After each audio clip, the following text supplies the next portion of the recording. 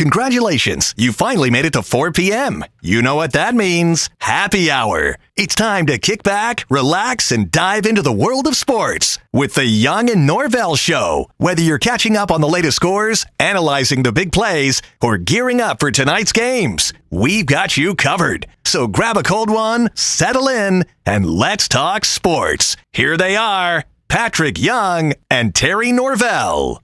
So here we go. Some days you have breaking news, and this is one of those days. Hi, everybody. Welcome to the Young and Norvell Show. Terry Norvell coming to you here on a cold day. Cold day, but NFL news has heated up around really the entire NFL, but it is centered around Jacksonville. We hope to hear from Patrick Young a little bit later. We also want to thank Brent Martineau. Hopefully you caught our breaking news segment with Brent a moment ago, explaining that about a couple hours ago it became public.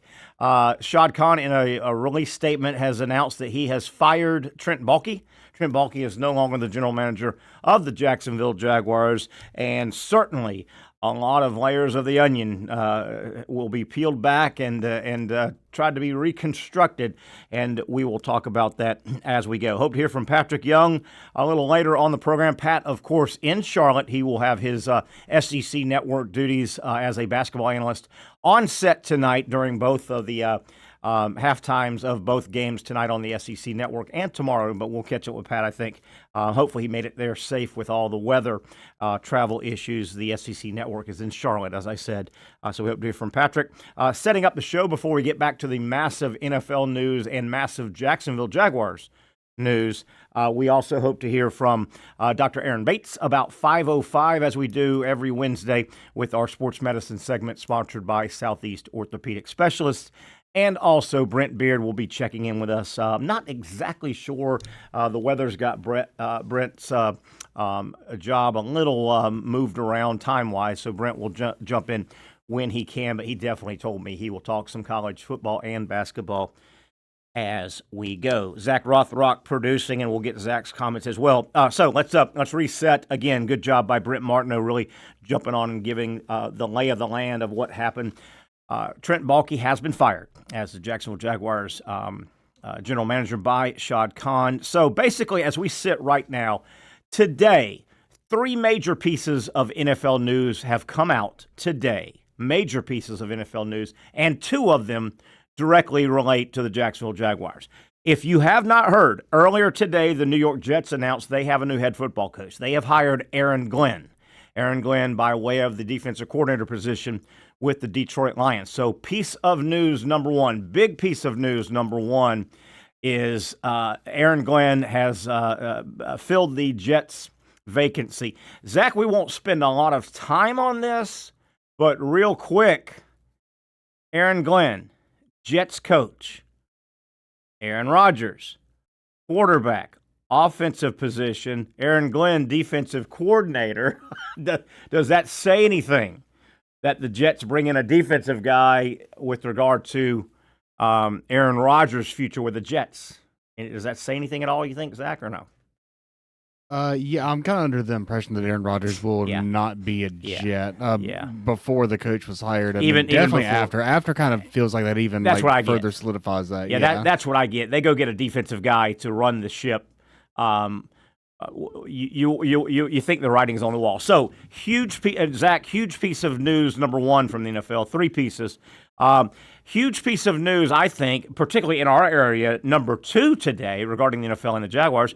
Liam Cohen came out and made it known. He made it a statement through his people and the Buccaneers. Liam Cohen will stay in Tampa with a new contract. He will pull his name or has already pulled his name out of consideration for the open Jacksonville Jaguar head coaching position. That was kind of a stunner because you really felt like Cohen was the guy, and that is not a lateral. I mean, that is a huge step up, coordinator to head coach. That was pretty big, staggering piece of news, I thought. Didn't you as well a couple of hours ago? Yeah, for sure. And it feels like Shad Khan felt the same way. It seems like that was the impetus, the straw that broke the camel's back, or whatever phrase you want to use. Yeah, sure. That was that's what made these moves happen. Yeah, that seemed to be the impetus. And and I like what Brent said. Brent Martin, our main man here on our network. Brent made a good point. When Baalke wasn't fired, what was that now, a month ago, whenever that was? When he wasn't fired, certainly it had huge ramifications locally. The local fan here in Jacksonville, most of the media, I think all of us were pretty much united. I don't remember anybody saying, give Baalke one more year. Give Baalke one more crack at it. I don't think anybody said that. But that was a local negativity. Brent said it well. Earlier today, and even back with the Ben Johnson stuff a couple days ago, even though I never thought Johnson was coming here, it got so reported that Johnson would really never have considered this job because of Baalke. And then today, the national guys jumped on the Liam Cohen. Well, you got to believe he wasn't going because of Baalke. I think that was the push over the edge, as Brent Martineau pointed out, for Shad Khan. He said, this is untenable. This is untenable. And then moving ahead, let's say Khan did not make that move with Baalke earlier today, did not fire him. How effective could Baalke be in his job? Think about this coming year. I mean, he almost had his you-know-what cut off. Had his you-know-what's cut off. Yeah, he wouldn't be playing with the full deck. It's almost like he wouldn't be able to have any type of respect in that regards from people like. The move had to be done when you become an undesirable job when you have these things laid out, and it feels like people point to Trent Baalke when you hear the same story from multiple sources that people just say they can't work with this guy, and you hear it over and over. I mean, you got to make it happen. But with that being the case, moving forward, I mean, the next guy who's going to be the fall guy, it'll have to be Trevor Lawrence at this point. And nobody else, really. And I mean, I know he's tied down with the big deal for now, but the deal's not going to last forever. I think it's got probably 4 years. It was a 5-year deal, I think. Yes, I think so. I mean, he's really and he wasn't dealt the best hand. I mean, the Urban Meyer year was tough, and so you get a mulligan with that. But I mean, a lot of people felt like Doug Peterson was the guy to give him a legitimate shot to turn things around and be a franchise quarterback. And so he's really got to make it happen this time. That's I think a good point, he definitely can. He definitely can. That's a real good point, and we're looking ahead, but. If this franchise, it's just a mathematical formula now. A new coach is going to get hired here in the next couple of weeks. We know that. That guy will be starting at the start line, right? His ticker, his timepiece won't start. It'll start at 0. The new GM that comes in will get hired soon as well. Right. His or her timepiece will start at 0. Trevor Lawrence's timepiece is already at about 3, if you know what I mean, right? That clock's already running. So if this franchise continues and or hits another just horrid patch of ice, using a weather analogy today that's apropos, in the next couple of years, Lawrence is the guy up. He's the guy on deck, right?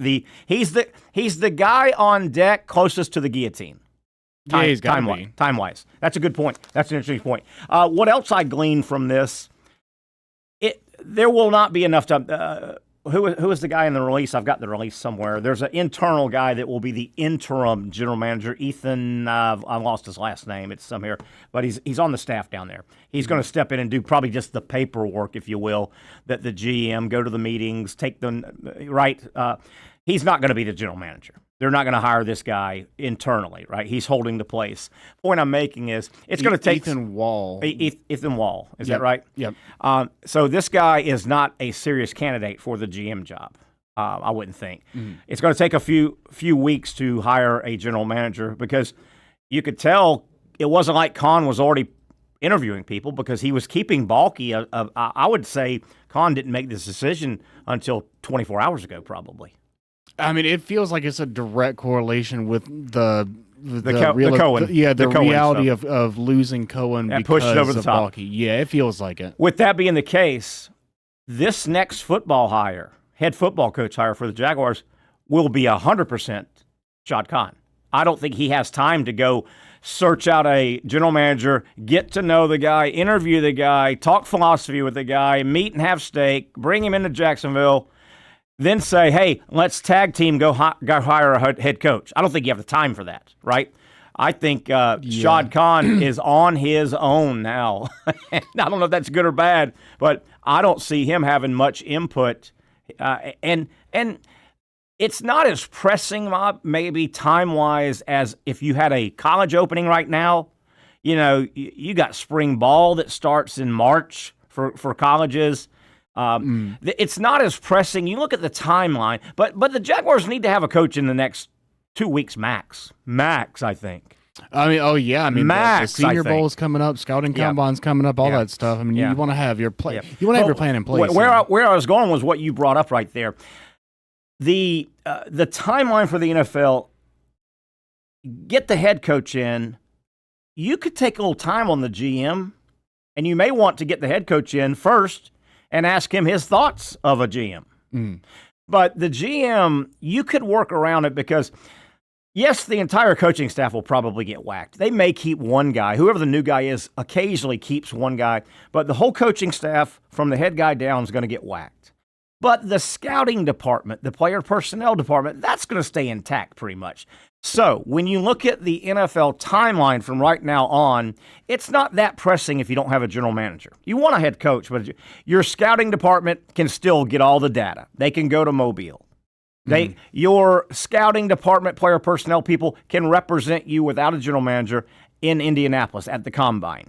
The draft is in April, but you can keep getting your reams of information on all these players, right? You can have so much information to hand to the new GM right before the draft if you had to. So you can get all that done, right? You can, and then mini camp is in May. So the timeline is, if you had a college job, if the Texas job was wide open right now in college, man, you need everybody buttoned up because spring practice starts March 7th sometimes, March whatever. Well, it's not that pressing right now. But the head coach has got to get hired, though, in the next couple of weeks, I think, max.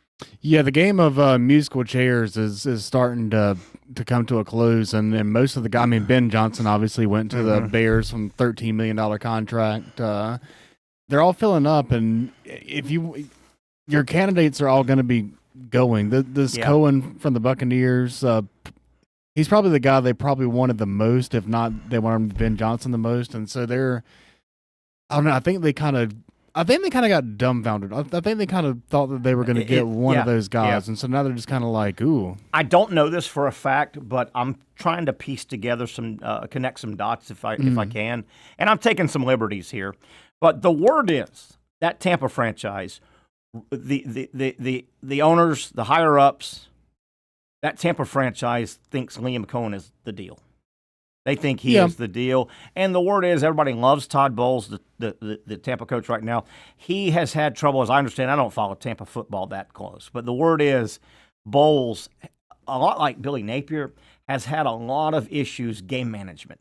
He's fumbled a lot of game management. Yeah, a lot of people say they don't like the way he's handled the clock at the end of the half. Stuff like that. So I don't know this for a fact, but to me, and this may cause some friction in Tampa, but to me, what happened is Tampa Bay Buccaneer management greatly values Liam Cohen, thinks he's a star in the making, thinks he's going to be a great coach in that league for a long time. They want him. Hard to fire Todd Bowles right now. He's won 3 divisions, I think, in a row. Yeah. I can see a situation where, not publicly, the Buccaneer management said, by the way, he got a big raise. He got a fat-ass raise to stay in Tampa. Cohen did. That's understood. That was announced. Got a big raise. Yeah. And Liam, you're our next guy. Liam, you're our head coach in waiting. We're not saying that out loud to make it awkward. And I would think Bowles kind of knows that too. So you worry about that dynamic in the locker room a little bit in Tampa. But I could see the deal with Cohen turning down this job in Jacksonville, because it sounded like it was his if he wanted it. And that's not a lateral. That's a huge step up. Coordinator to head coach, that's a huge step up. I could see that being the conversation. Liam, you're our guy. It would be a mess to fire Todd right now. He's a good guy. We like him. We don't think he's the guy to take us to, 4 Super Bowls in the next 10 years, kind of thing. We think you are. here's a fat raise. Stick around. Stay with us. You are our next head coach. Yeah, they probably already feel like they somewhat missed out on their guy, Dave Canales, who's coaching the Panthers right now. And so they don't want to miss out on Liam Cohen. So I can definitely see that being an angle. They don't want him to leave their building. They want him to stay, especially when you have a defensive-minded head coach. You want to have an elite offensive coordinator. Sure. So, yeah, that's definitely a side of it from their perspective. Sure. I keep going back to this because it's reality. It's not good, flashy, sexy reality for Jaguar Nation. But again, I never thought Ben Johnson was even close to being in play here. He came here and interviewed. When you're new to the interview process, you want to get your face in front of you never know when you're going to face these guys again. I never thought he was even remotely going to take this job. Liam Cohen fit who I think they have to get. And the Jaguars, this is a wordy way of going back to what I always say. The Jaguars don't get to choose from the A-list. They just don't. That's just the way it is. When it comes to free agencies out there, the big free agents, they don't come to Jacksonville. Yeah, the big coaching candidates, they're not coming to Jacksonville. Yeah, I get that, and that's definitely been the case, but I don't think that's always necessarily has to be the case just because it's been. And I honestly wonder if, a couple of weeks ago, Shad Khan had that press conference where he said something along the lines of it would be suicide to part ways with Trent Baalke, Yes. right?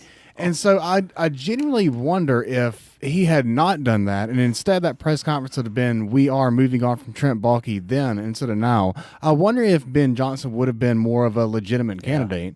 Because, I just don't think that there's anything particularly wrong with this franchise. Like the Chicago Bears, they're one of those franchises that comes with a sense of pride, and pride comes with pressure, and it kind of comes with an unwarranted sense of pressure. Like, they've never been successful in the playoffs. They've never been successful on offense, but they're going to expect them to be now. They're going to expect Caleb Williams to have 4,000 passing yards and 30 touchdowns next season.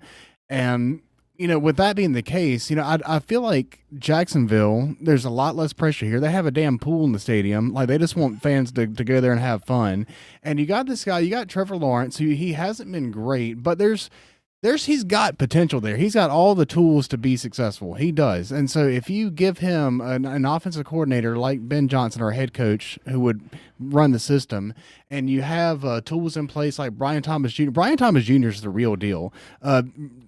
Trent Baalke didn't hit on very many picks. He hit on that guy. And so I think that he could be in that Amon-Ra St. Brown type of role. If he was the guy that made the final, we're taking this guy. Who's to say? I don't know. Yeah, for sure. Another angle before we take our first break here. Go ahead, Zach. You had one more thing you said? No, that was pretty much it. It's just that I don't think that there's necessarily this just aura of stink around Jacksonville that just always has to be there. I do think that they're definitely a kind of one of the bigger jokes in the NFL. Like, they're down there with the Clevelands of the world and what Detroit used to be right now, but they don't always have to be like that.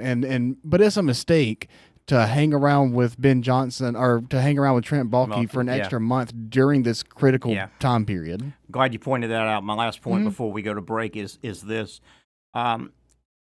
If this timing with the Baalke firing and whoever they hire for the GM/coach, if it all works out, it's still a situation where this was a catastrophic failure the way Khan had. He may stumble into something here, but this was not the way to handle this. And you wonder, are there candidates out there that are watching this going, okay, do I want to go play and work for this guy? It took all of this for him to figure out to get rid of Baalke.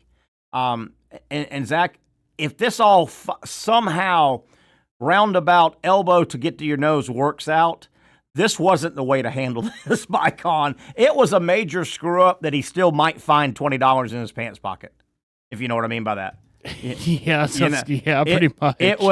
This could work out, but no. This would be literally, you were down to eating your last piece of bread and you found $20 in your pants pocket.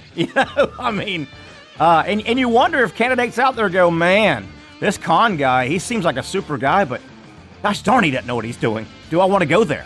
I don't know, but they are coveted jobs, only 32 of them in the world. Wow, breaking news if you haven't heard as we break Trent Baalke out as general manager of the Jacksonville Jaguars. A search is ensuing right now, a double search, if you will. Wow, a lot of work for Shad Khan and his henchmen down there, as they have two big positions to fill, and those positions have nothing to do with scoring touchdowns on the field. That and a whole lot more. We'll get into some college basketball, a lot of other topics here on a cold Wednesday. Terry Norvell and you. The Young and Norvell Show continues on Action Sports Jax.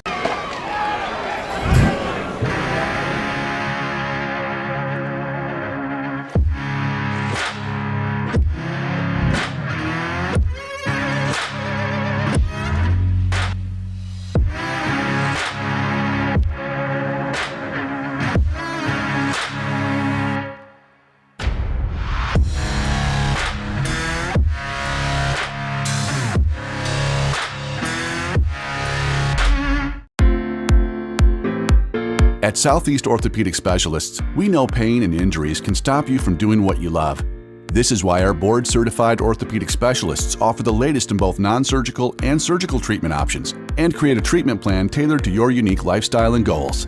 So, whether it is a sports injury or that nagging pain that's keeping you from doing what you love, our team has the right treatment for you. For more information or to schedule an appointment online, visit our website. Finally, a family atmosphere, kid-friendly restaurant with a real sports bar feel. Bricks Jax Beach features all of that and a large, climate-controlled covered patio with misting fans and heaters for all seasons. Mix in an extremely diverse menu that features the most quality and affordable steak at the beach, and there's no reason not to enjoy your next lunch, dinner, happy hour, or big sporting event at Bricks Jax Beach, 300 2nd Street North in Jacksonville Beach. See you at Bricks Jax Beach. You really got to hand it to him. Hold on. The previous play is under further review. I'm not sure what he could review, but okay.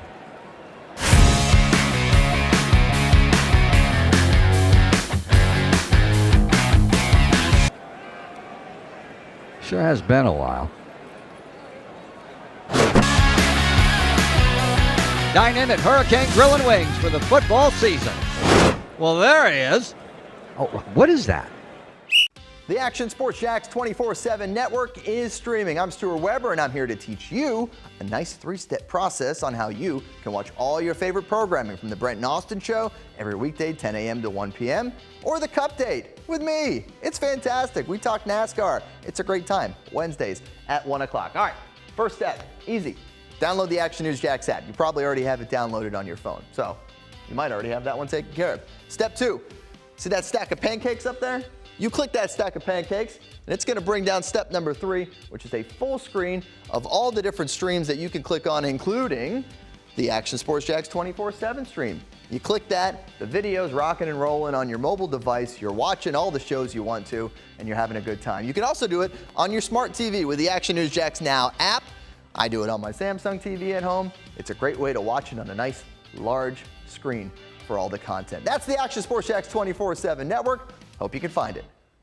You trust CGC to make your water great, and now you can trust CGC with your plumbing needs as well. Fast, convenient scheduling, licensed and insured. A quick call away at 904-552-1242. You never know when you're going to have an issue with a shower, toilet, or maybe it's a sink that sometimes is easy to fix. All right, let's be honest. I'm not fixing anything. I'm totally staging this because when I have a plumbing problem, I call CGC Water Treatment and Plumbing. Trained professionals, transparent pricing, customer satisfaction. Small problem or even a bigger issue. Maybe you need a new tankless water heater or something a bit more intricate. The experts with 25 years of experience at CGC Water Treatment and Plumbing can do it all. Call 904-552-1242 or visit cgcwater.com. That's 904-552-1242 or cgcwater.com. CGC Water Treatment and Plumbing, an authorized independent Connecticut dealer. Florida license number CFC 1432579. All right, here we are back again here on a Wednesday. We take it to 6 o'clock. I want to thank again Brent Martineau for jumping on with some breaking news. Most people are aware, but Brent jumped on here on Action Sports Jax and really gave a great dissertation on his thoughts on Shad Khan, who earlier today it was announced Shad Khan has fired Trent Baalke. Jaguars now are head coachless and general managerless on, January 22nd. as we welcome you back. Brent Beard will join us a little bit later. Also, we hope to hear from Dr. Aaron Bates with our sports medicine segment, courtesy of Southeast Orthopedic Specialists. And Patrick Young traveling. I got to believe there's some bad weather in Charlotte. I hope Patrick's safe. He got there yesterday, but, man, I got to believe the weather is terrible up in Charlotte as well. Patrick with his SEC Media, SEC Network studio work last night and tonight. We'll talk some college basketball. Matter of fact, Zach Rothrock, Zachary Rothrock. Little contest on the hardwood tonight from the Southeastern Conference. Those filthy buzzards known as the South Carolina Gamecocks, those filthy buzzards, they're at home entertaining the beautiful, everybody loves them, Florida Gator basketball squad. South Carolina 0-5 in conference, but South Carolina, since they've been in the league, in the SEC, basketball-wise, when they're an underdog and they play one of the big boys at home, Kentucky, Florida, Alabama, they're tough there. This game worries me a little bit. If South Carolina's going to win a game at some point in conference, I'm a little worried about this game tonight at 7 o'clock, I think it is, on SEC Network. I'm a little worried about this game for the Gators. Yeah, I mean, it is the men's team, not the ladies' team, so they got a much better. Yeah, they got a lot better of a shot. But yeah, I've seen Coach Calipari get thrown out of the arena when he was coaching Kentucky when they were ranked pretty highly. I can understand your concerns, but I think the Gators will be able to come out with a pretty easy win, if I had to guess. So basketball. Well, let me real quick. Last night, Alabama, the two marquee teams that played last night. And, the SEC, their midweeks are Tuesday, Wednesday. You play on Tuesday, Wednesday, and then Saturday. The two real marquee from last night, Alabama and Tennessee, they both played, not each other. They played separate games, and they won going away. So there was not a lot of drama last night. Tonight, games of note, Florida at South Carolina. I think that's a little bit of a dicey game for the Gators. Boy, I hope they get a big lead and put this thing away. A real nice matchup in Oxford tonight, number 13, Texas A&M. At Ole Miss. Ole Miss playing good basketball right now. Boy, they undressed Alabama in Tuscaloosa. I think it was a week ago. Yeah, it was last week. They undressed Alabama. They held – Alabama leads the nation in scoring. They scored over 100 the last two games. Ole Miss held them to 64 points, Zach. And you know how good Alabama is. They get it running up and down, man. Yeah, the SEC is a basketball conference now. Really is. It's a bear. It really is. An important game tonight, I think, for Georgia. Mike White in Georgia. Georgia's not going to win the SEC, but they're better than they have been. And I think the key to guarantee, if you finish in the top half of the SEC, there's 18, right? There's, 18 programs now? 16. Yeah, 16. Yeah, Texas, Oklahoma makes 16, I'm sorry. 16. If you finish in the top half, you're guaranteed. They're going to at least get 8 in. So Georgia's biggest charge, and they've won a couple games already in conference. They're better. They are better. Georgia is at Arkansas, and that would concern me if I'm a Georgia fan. Arkansas is also bagel in the conference. They haven't won one under Calipari. They've gotten routed in a few games. They're 0-for. That's in Fayetteville. That place, when you get a big crowd, particularly when they're the underdog, that can be a tough place to play. That's a dicey game, a game that Georgia needs. Georgia needs to win. If Georgia wants to finish in the top 8, you got to go beat winless conference player Arkansas. Yeah, you gotta win the games you're supposed to win if you want to make it to the top. Got to go win. Last night, a little bit of a disappointing game for Missouri. Missouri, who beat Florida the other night in Gainesville last week, and that was not a fluke. Missouri beat Florida. The final score was 1 point. That was not a 1-point game. Missouri beat Florida pretty good last week. Missouri got ranked. They popped up at 22 coming out of that Florida win last week and promptly went and lost to Texas last night. So not a great game for Missouri after getting ranked for the first time. And then, Zach, sometimes the schedules – everybody kind of gets bumped one week. Well, this week, just because there's only so many games and so many teams that can play, this week, midweek-wise, Auburn and Kentucky both do not play a midweek game. So two of the marquee teams do not play either last night or tonight. Don't look now, though. Tennessee at Auburn Saturday. That is Tennessee. Okay. That is former number 1 team in the nation. Tennessee with only 2 losses taking on current number 1 team in the nation, 1 loss, Auburn. So that will be the biggest SEC game to date in regular season. Coming up Saturday, Auburn will host Tennessee. Ooh, that'll be a good one. That will be a good. Did you see? I may have asked you yesterday, Zach, or no, you weren't on yesterday. Did you happen to see this past Saturday, Alabama at Kentucky on Saturday? It was a noon tip Saturday. This past. I did not. Man, it was fun. You talk about 2 teams that get it. 102-97 Bama wins, and up and down the court. A lot of fun. Yeah, that's a lot for a college game. Yeah, a lot of fun. Speaking of those buzzards, the female variety, are they good again? South Carolina, Dawn Staley? Yeah, not undefeated good, but they seem to be on track. Did you see where she got about $25 million? See that? Yeah, I mean, I'd have to say she's got to be worth it. I mean, she's putting them on the map. I don't really know. I mean, I know the women's, they don't get as much revenue as the men do, but I mean, it's hard to dominate harder than she's been dominating, and they're always relevant. They're always talked about. They're always, I mean, I guess Caitlin Clark got talked about more than they did last year, but they beat her. We'll continue some Jaguar talk, obviously the big news. Yeah, actually, so on our comment line, we had Jay and McNaya. They kind of had like it's kind of the duality of Jaguar fans, you know? Go ahead. I see it, but go Jay ahead, says, y'all been saying Lawrence has potential for 5 years. Time to give it up. He had that contract. He and that contract is reason coaches aren't coming, which, I mean, fair point. And then McNaya tries to be positive. Says, Trevor was not the problem. I believe with coaching, he's going to get better. So, just the duality of Jaguar fans. Yeah. And I tend to try to be more positive than negative. So I tend to try to lean towards McNaya. But, man, it is very, very easy to understand Jane and where you're coming from with that. And as a person that hates Clemson, I like to kind of lean into it. And so if Trevor's out there going down, Beach Boulevard with his thumb out needing a ride, depending on one of those guys, he's either getting a ride or he better look out. He may get run over. Yeah, right? It depends. I think it's a coin flip. It's a coin flip. If he went into Waffle House like he did after that Chargers playoff win, I'm not sure that he'd be greeted exactly the same. I don't know where I stand. I need to put more thought process into what I'm about to throw out with the Jaguars, but I wonder what the fan base, where the fan base would lean. The Con hire, which is going to happen soon. They're going to hire a head football coach here in Jacksonville soon.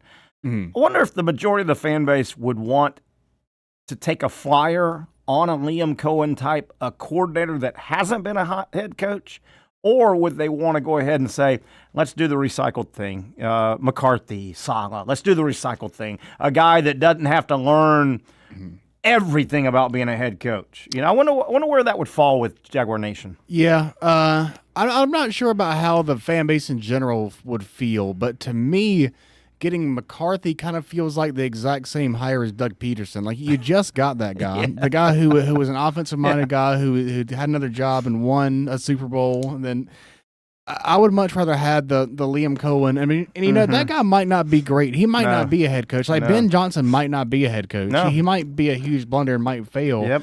But the only way that you can get that guy and have him be your head coach and have him be your Sean McVay is to make him be the first place that he is the head coach. Yeah. And so that's the only way you can ever make that happen. So to me, I want to see what's behind the mystery door. I want to see what Liam Cohen's got. Liam said no.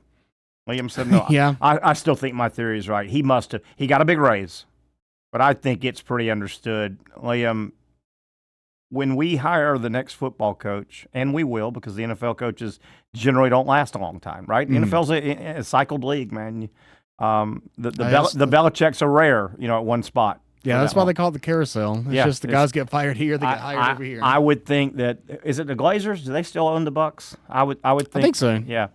I would think they have made it known to Cohen, here's a big fat raise. Stay exactly where you're at, running our offense. By the way, we like what you're doing. That's what they should do. You're our quarterback knows you. You know our quarterback. You're our guy.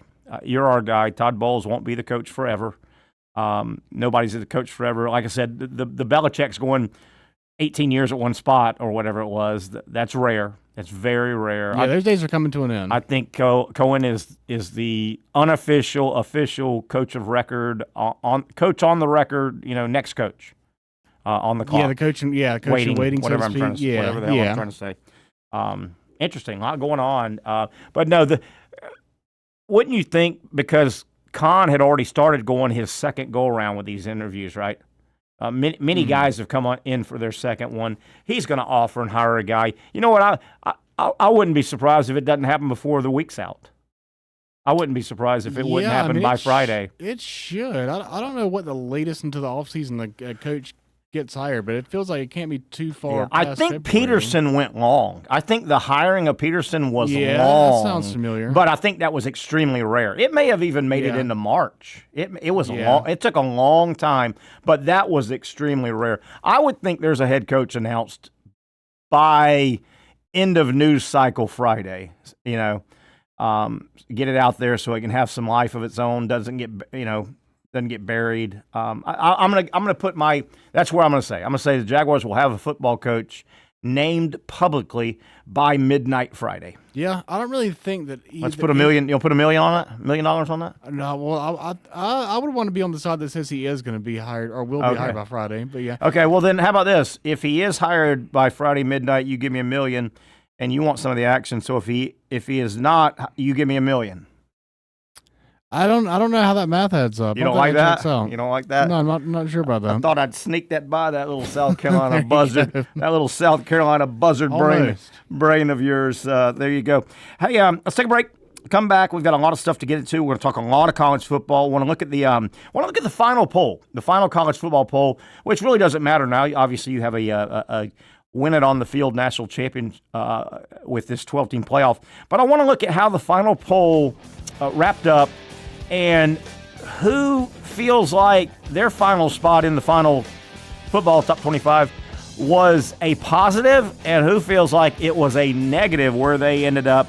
And we'll also try and look at some of those way too early college football top 25 preseason poll going into 2025. Let's take a break, come back, and talk some more sports with you. The Young and Norvell Show continues on a cold Wednesday in Jacksonville, right here on Action Sports Jack. For those dealing from a sports injury, arthritis, or spine condition, Southeast Orthopedic Specialists offers innovative new non-surgical options. Our regenerative medicine treatments, including platelet-rich plasma and other regenerative treatments, use your body's own restorative cells to aid in treating injuries. These procedures are performed in our offices and typically require minimal downtime. If you want to get back to doing what you love, our regenerative treatment options may be right for you. For more information or to schedule an appointment online, visit our website.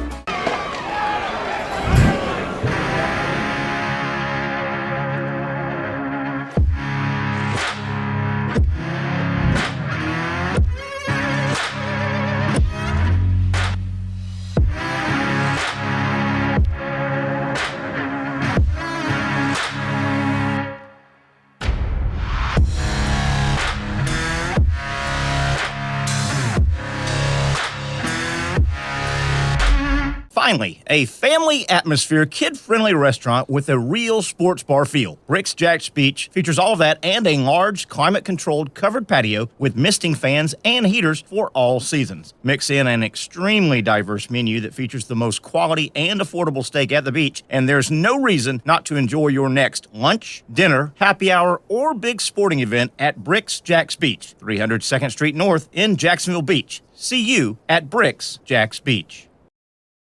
You really got to hand it to him. Hold on. The previous play is under further review. I'm not sure what he could review, but okay.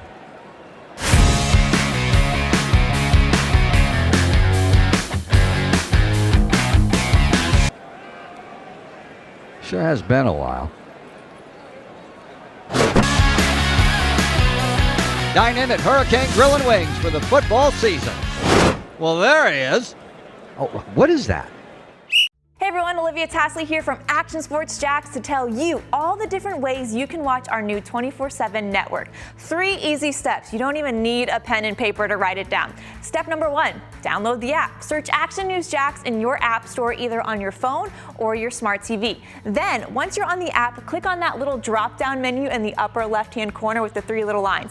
That'll show you these options, and boom, right here, click Action Sports Jax 24/7, and you will be brought to our continuous stream Stream channel.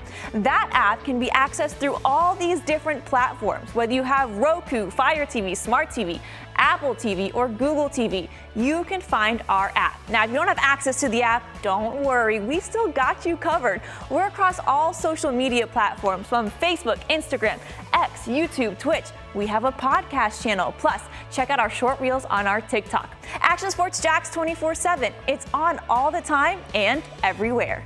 It's a new logo, new branding. With Bold City Heating and Air, it's an old school approach. One of the few locally owned and operated air conditioning businesses left in Jacksonville. It's hot, Florida in the summer. You can't do much to avoid it, but you can keep cool with Bold City Heating and Air. It's every customer counts kind of service, from when these trucks have pulled up to my home over the last couple of years and when they pull into your driveway as well. From communication to pricing to the actual service, everyone at Bold City Heating and Air cares about you. You know who's coming to your house. You know they will be well trained, and they will respect your home. Air conditioning convenience at boldcityac.com. Stay cool while it gets hot. Bold City Heating and Air can help. Don't get caught sweating all summer. boldcityac.com, and they have financing to help. New systems starting at $110 a month and $50 off any repairs. Stay safe, stay comfortable with Bold City Heating and Air at boldcityac.com. Homegrown in your hometown. Today in Jacksonville, the big news is, of course, Trent Baalke has been fired by Shad Khan. That came out publicly a couple of hours ago, after lunch, at least. So the Jaguars right now, what is that, Zach, as we welcome you back to the Young and Norvell show here on a Wednesday? The two biggest non-football jobs in the organization are open, right? I mean, head coach, general manager. Yeah. Right? Yeah. If you want to be one of those guys that gets, I guess, what they call full control, it is open in Jacksonville at the moment. Yeah. Interesting. Again, I think a head coach will be named by Friday at midnight. They were so deep into the process. I know Liam Cohen might have been the guy they wanted to hand the job to and have him take it. He pulled his name out. What about the news, though? Like I said, the three pieces of news today out of the NFL. One coach is hired officially, right? Aaron Glenn, Jets. Yeah. So they get their guy by way of Detroit. And then the other two pieces of news, which is much like what's happened with the Jaguars over the last so many decades, the two national Jaguar pieces of NFL news are negative, right? I mean, Zach, Baalke's fired, and Liam Cohen says, thanks, but no thanks. I'll stay the offensive coordinator in Tampa. And again, I think he has been promised that is his job when it opens in a few years, and it will. And feels like it. And it will. This doesn't matter. Baalke's gone. Baalke has been in the process of cleaning out his office, and I don't think any of us wish any ill will. It's just a football sports job. Probably a nice guy. Really doesn't appear that he has cut out to be a general manager. The job a little too big for him. He's failed pretty much, right? Where he's been. But it makes you wonder. A couple weeks ago, I started calling him Svengali, the Svengali Baalke. And, a Svengali kind of has some type of power over somebody. You've heard that phrase, right? A Svengali. I have not. Sometimes it's like you're the mentor, you're the overseer of someone. Somehow you have that person in your spell, kind of, right? Wouldn't you like to know what was the selling point for Shad Khan on Trent Baalke? I mean, yeah, like initially. I mean, his resume didn't. The first time Baalke got interviewed by Khan for the general manager job here, Baalke's resume wasn't great, right? He had flopped pretty much in San Fran. Yeah, ran out Jim Harbaugh, by the way. Yeah. That Jim Harbaugh, who is now setting records as college and NFL coaching and being very successful at both. You know that Khan, if he called around the league when he was interviewing Baalke, it couldn't have been glowing reports, right? If you called around the league coming out of San Francisco about Baalke, he wouldn't have got glowing, right? It's hard to imagine they were too good, yeah. What do you think the Svengali had on? What did he? What was it? There had to be something. I mean, you're like, man, why is that really hot girl dating that ugly guy? There's got to be something, right? It's not his looks, right? I mean, what did he have that mesmerized via the Svengali approach? Something mesmerized Shad Khan. Yeah, typically when it's the guy, I assume the guy has a lot of money, but I don't think that Trent Baalke had a lot of money over Shad Khan. So I don't know. I don't know what. Yeah, it's hard to put my thumb on exactly what was happening there. It makes you wonder. It doesn't matter, but you wonder. And wouldn't you say? I think it's safe to say Trent Baalke's days as a general manager are over. He was already talking retirement. Yeah, but it's hard to imagine. It's hard to imagine that he would have another one. I mean, maybe in a college position of some sort. There's college GM jobs popping up all over the place right now. But, if he wants to do something. I don't know. But he was already talking retirement, right? Yeah, I think there was. Yeah, a little bit of talk about that. Yeah, a little bit of talk of that. Hey, let's take it back to the college national championship game. Ohio State won it all a couple nights ago. Mm-hmm. Ryan Day got his win, and did you? I think we've got the clip, and I do. We'll go to it in a second. Ryan Day, take a look at this. Here's Ryan Day going to the big press conference. Wham! the poor girl. Look, and it's stuck against the wall. The cart. Look.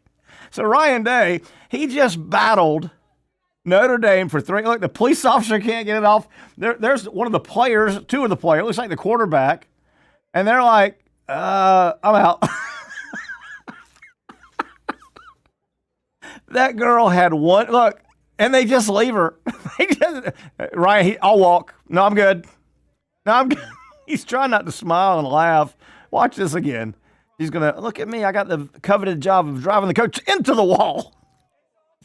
I mean, to her credit, I feel like she was turning that wheel pretty hard. She was kind of pretty hard to the left, and it just wasn't turning. Zach, well, now she's stuck on the wall. So here's Ryan Day. I thought she was about to do the Austin Powers and be stuck and go back. Yeah. Here's Ryan Day.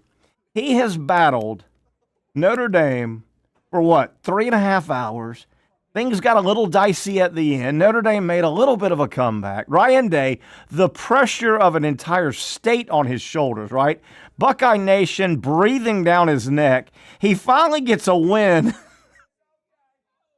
And he gets run into the wall. Zach, the poor girl had one job. One. And they couldn't get it off. So, Zach, it got me wondering. We don't have the audio of what he said because a reporter put a microphone when he was behind the cart. You can't see it. I did obtain audio, but I couldn't figure out how to get it to you. So let me tell you what was asked as Ryan Day got out of that golf cart. The reporter said, Ryan Day, Ohio State Buckeyes head football coach, you just won the college football national championship. What are you going to do now? And normally that's followed with, I'm going to Disney World, right? Yeah, for the Super Bowl at least, yeah. Ryan Day said, I'm going to the emergency room to get my broken back checked out. Yeah. She ran him right into the wall. That's pretty tough. And the I don't know if it's better or worse actually. That it was so quickly. The thing didn't even get up to speed at all, and it was immediately into the wall. No, and pretty tough. And it sounds like you were just describing. Sounds like you were Eli Gold describing a NASCAR race just then. Trying to get up to speed, and we got into the wall. Yeah, but the best I could tell, that was Ryan Day. Probably had just left the field. You know how they do the presentation, the confetti. So he had been out on the field doing all his media, the live TV. Probably hit a bunch of the taped recordings and got on the podium and was handed the trophy. All of that, and that was the cart. He probably just walked off the field right there in one of those VOMs right there, walk-in areas. And the big press conference room, all the stadiums have the big room. He was going to go face the media in the big room, but it was probably a good walk. So, of course, a courtesy golf cart was there. Well. And, I'm sure that young lady, what she looked like, late 20s probably, she wasn't a teenager. She was a little bit older. Probably a volunteer that had done it. Look, she probably done this, helped out with the bowl game for 10 years probably. Yeah. Boom! So she got that coveted position, right? Okay, Susie, here's what you got. You're going to take the winning coach. You got one job. Just drive the winning coach 400 yards to the big conference room. You got it? Oh, yeah, I got it. Can you handle it? Oh, yeah, I got it. Zach, she ran. Well, my bigger question is, why was it aimed that way to start with? I think she was set up. The starting aim was not good. Now, you almost made it sound like there might be a little conspiracy there. Yeah. Because you said are you saying somebody may have messed around with the alignment or something, the chassis or something? I mean, yeah, looking at it, I definitely can't rule out a foul play. I definitely can't rule out that potentially Connor Stallions may have positioned this golf cart to run directly into the wall. The Michigan guy? Yeah, Connor Stallions. I like it. Because you're right. I mean, she was turning that wheel. We'll go back in a minute. She was turning that wheel harder than Johnny Depp on the Black Pearl. Yeah, I mean, she was cutting hard left. She is. Yeah, look at it. Fire it up again. Look at the wheels, the front wheels, and look at her hands. Yeah, she's cutting. I mean, you can't cut it any harder to the left. I mean, damn. Set up. She's set up. Set up for failure. And then the steering mechanism just broke, so maybe it was barely even. Yeah, it was loosened. Something. You think that was Connor Stallions? I think Connor Stallions potentially just in a fit of rage. Just there's nothing he can do to stop Ohio State from winning. But what he can do is he can sabotage Ryan Day mildly. Who was the guy? Minor accident. Who? You know what this sounds a lot like? Who was the guy? Upchurch? Updike. Harvey Updike. This could be either Connor Stallions, your theory, the Michigan guy that just could not stand. He tried to take Ryan Day out. That's what he tried to do. He could not stand to see the rival. Yeah, that's like his last move he's got right there to try to end Ohio State season. Take out Ryan Day. Yeah, so it could either be Connor Stallions, or you know what I'm gonna throw in there? It might be that Blondie, the driver. She's probably 30 years old, so she strikes me as she's probably worked for that bowl game, maybe even in a volunteer for 10 years, right? She's worked her way up. That's a coveted position right there. Wouldn't you agree? You're driving the winning coach. Golf cart driver. Yeah. You're driving the winning coach and the game. That's not an intern. And the game MVP. I think that's probably the quarterback right back there in the t-shirt. I think that's Will Howard. Yeah. Yeah.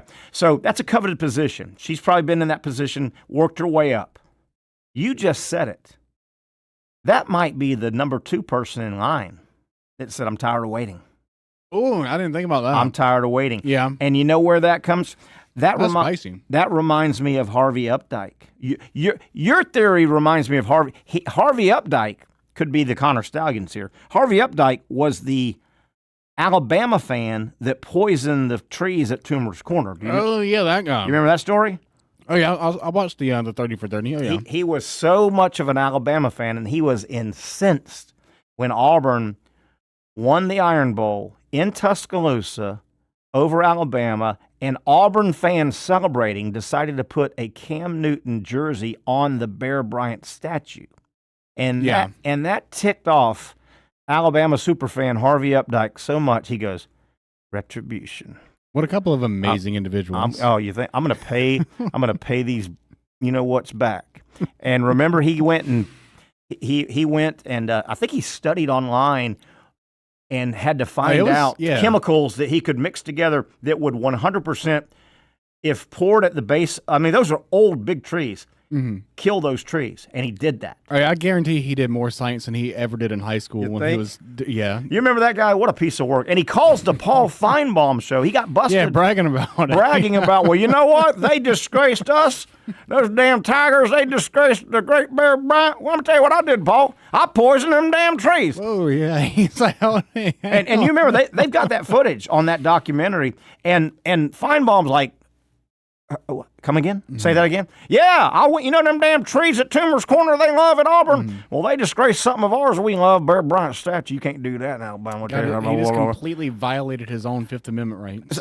So he goes on, and then obviously, what was the story in that 30 for 30? Authorities working with Bryant kind of traced it back, and it wasn't that hard. The next time he called in, yeah, right?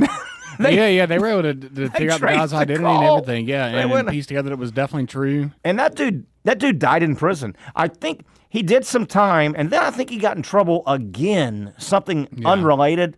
But man, that piece of work. I feel like he ate a lot of biscuits and gravy. Yeah. And I don't think he was the smartest guy I've ever run across in my life. No, definitely not. But I mean, definitely smart enough to be able to understand botany, I guess. I'm surprised a guy like that didn't drink his own poison somehow. He probably tried. He probably was like, man, I probably get messed up on this. Yes. But your theory, Connor Stalions, the Michigan guy, what was he doing? The sign stealer. Yeah, he's the official sign stealer. He took his job really seriously too. My God, he's somewhere. Where's he at? He got a job somewhere, didn't he? He got like Central Michigan or Iowa. I think it wasn't it a high school job? Might have been a high school job. I think that his team got blown out several times. Because that's the kind of guy we want around the youth of America, right? Yeah, for sure. Yeah, Belleville High School. He's offensive coordinator. Yeah, the guy that did anything to cheat, call, and break every rule just to win. That's who we want around the youth of America, right? Yeah, I see the North Carolina Tar Heels hired too. They just hired the NFL version of that as their head coach. Oh, Belly? Yeah, Belly. Yeah. So I guess Belly's going to make it to college, right? He's going to make it. I think he's all in. I don't think it's an act. I think he's all in. Yeah, you think so? at least for a year or two. I still, man, I can see the visual in my head. It's going to be, and I always pick Richmond, but I think it's Richmond because one or two of their non-conference are against small schools. The Richmond Spiders is one that North Carolina plays, and they're out of conference again. And somebody like Charlotte or Charleston College. I definitely think they play UNC Charlotte. Yeah, can you look that up real quick? They play the Charlotte 49ers. Charlotte 49ers. And they also do play the Richmond Spiders. And Richmond. And I know for a fact that Charlotte just fired their coach. So Charlotte obviously didn't hire some big-name guy. And Richmond obviously doesn't have some. Bill Belichick is going to be on the opposite sideline against the head coach at Richmond and the head coach of Charlotte. He'll be on the road at the UCF Knights, too. It's actually a 3-game stretch, all 3 of those games. Can you believe that? Yeah. Bill Belichick will be knocking heads with the head coach of the Richmond Spiders. That Bill Belichick. That's crazy to me. I mean, yeah, but I think the America. NFL got stale, and I think he likes the way the college is set up now. I think he wants to give it a crack. Hey, I haven't had you. We got a couple minutes before the top of the hour, and then we hope to hear from Dr. Aaron Bates with our sports medicine segment. I haven't heard from you. Let me read one real quick. We got another message. Ben Johnson probably did not give Jags the time of day, but I don't think it was solely due to Baalke. However, I do feel Baalke gone is totally the correct decision. I think most people feel that way. I think most people do feel that way. Thanks for the comment, Jonathan. Zach, what was I talking about a moment ago? Definitely Bill Belichick, but you're about to switch to something else. Belichick. You said you didn't think I'd got my opinion on... I don't know. Jonathan, God dang it, Jonathan. Jonathan, I got dadgum Alzheimer's. Jonathan, what are you doing, for God's sakes? Right in the middle of my... I don't know, Zach. What was it? It was so important, I can't remember it. There you go. So important, I can't remember. I tell you what. We'll get at the top of the hour. We'll top of the hour, get to a break. Hopefully talk some sports medicine with Dr. Aaron Bates, and we'll go from there. I'll see if I can remember it. I cannot do it. I can't do it. My name is, I think, Terry Norvell. I don't know. And I think we're going on a break, and I think we'll be back after the top of the hour. Big news breaking out of Jacksonville. Trent Baalke has been fired as the general manager of the Jacksonville Jaguars. 1 down, 1 to go. An hour, that is. We'll come back talking more sports on the other side. The Young and Norvell Show right here on Action Sports Jax.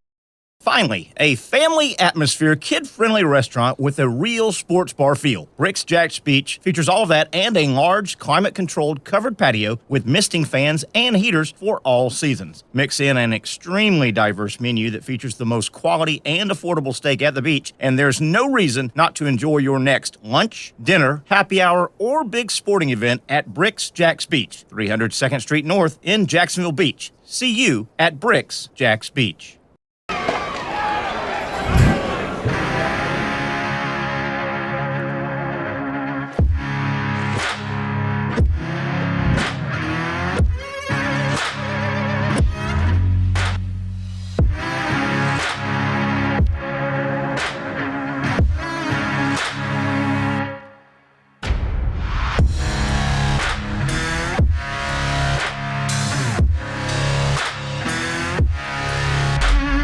For over 20 years, Southeast Orthopedic Specialists has been providing the highest level of orthopedic and spine care to patients throughout Northeast Florida. Now, we're making that same great care even more convenient with Southeast Orthopedic Specialists Direct, a walk-in clinic where you can be seen for pain or injuries with no appointment needed. Staffed by orthopedic physicians and specialists, we offer everything from diagnosis and treatment to imaging and bracing, all with no appointment needed. For more information, hours, and locations, visit our website. You really got to hand it to him. Hold on. The previous play is under further review. I'm not sure what he could review, but okay.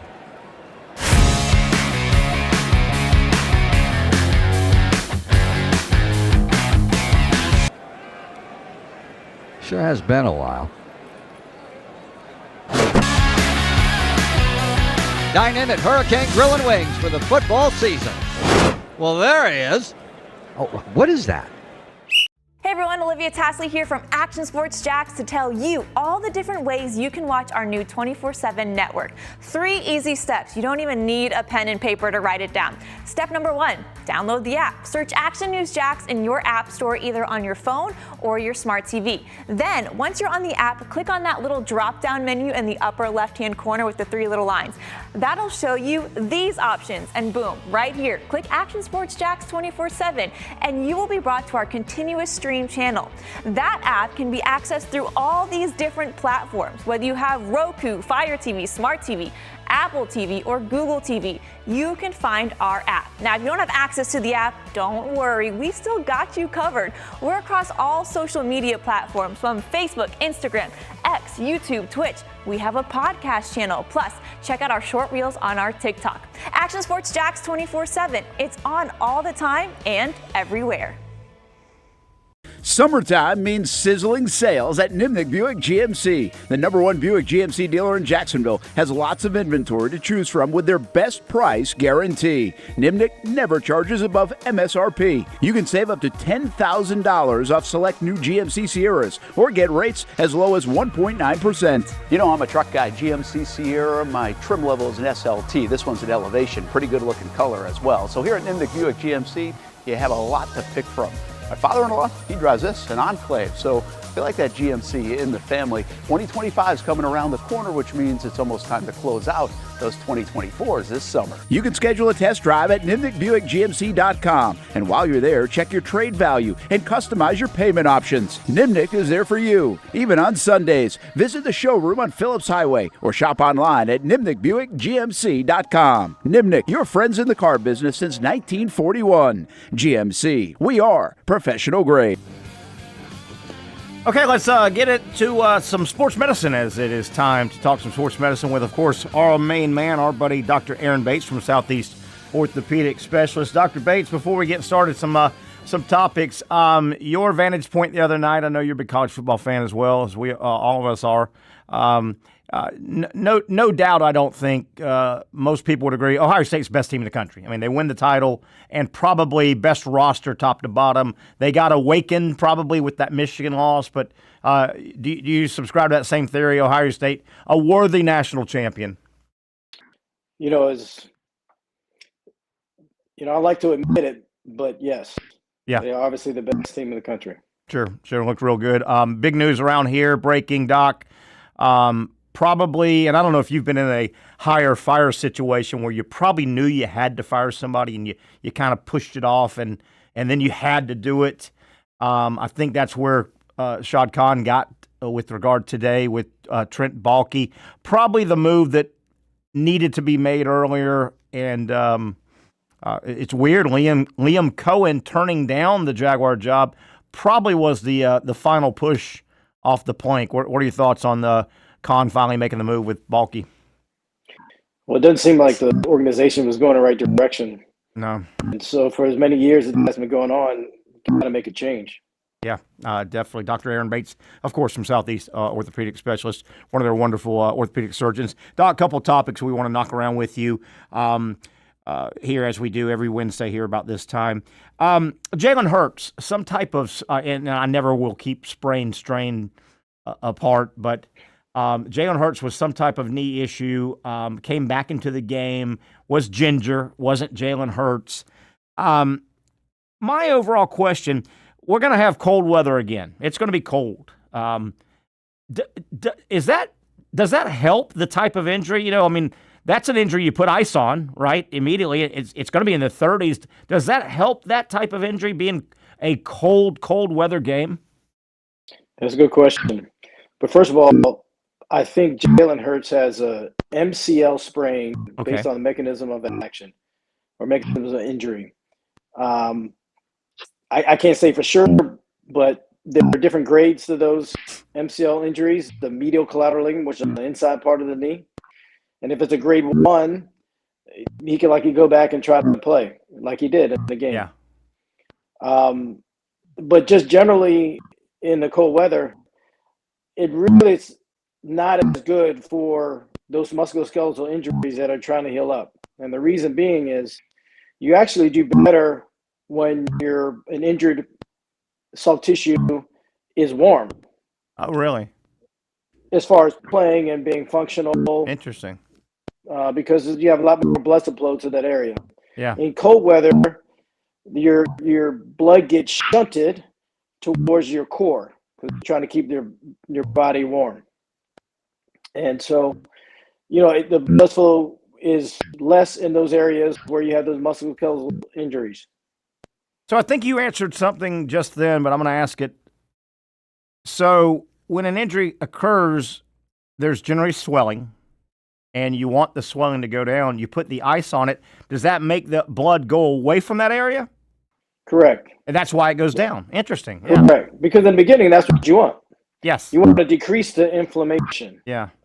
And go ahead. And when you send for imaging, you want the swelling to be gone, because if it's swollen up, you might miss something. Is it just not as clear an image? Is that the deal when you want it to get imaged? No, I think that's been a misnomer over the years. Okay. There are certain things that we want to wait to have imaging for, but particularly MRIs, it doesn't matter if there's swelling in there or not. Okay. Interesting. We can see whatever soft tissue we need to see. Boy, they're going to need Hurts at near 100%, though. His running, obviously, Barkley gets the bulk of it, but boy, that's a nice 1-2, because you start defending Barkley, he pulls it out, and there he goes. There goes Hurts. Right. If there's no threat for him to run, sure. Well, then Washington's got to, get advantage. And Doc, you played football at Towson State. That's up in that Baltimore, D.C. area, correct? Correct. So did you, are the Redskins your team of record as a youngster, or do you have a team of record in the NFL? No, I'm a Ravens guy. Ravens. Even though they came in '96. Okay. I was never really a Colts fan. Growing up, I had a lot of good friends that were Redskins fans, and their families were Redskins fans, and it just annoyed me. So I was never a Redskins fan. I became a Cowboys fan for a while. Oh, no. Until I got sick of Jerry Jones when he fired Jimmy Johnson. Yeah. I can't do that anymore. Yeah. I guess we're both calling the wrong name. They're Commanders, Commanders now. Yeah, exactly. Gosh darn.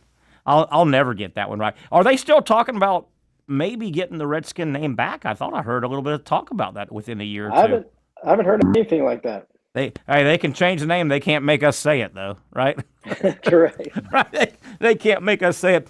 Doc, all the rage or a big story developing in our society, and it's not going to go away, all the AI. The AI. I'm learning it, don't know it all. I bring this up. I just happened to run across a couple of headlines and articles the last several days, and I don't know the in-depth on this. Maybe you do. Some of the stuff I read says AI is going to play a big part in the future, even maybe has started, in sports medicine, rehab, genetic predisposition, stuff like that. I don't understand all that, but everything I see, AI in medicine says there's going to be an application where AI may be a good friend. Yeah, we've been going back and forth with that, but AI is here to stay most likely. Yeah. So you have to learn to live with it.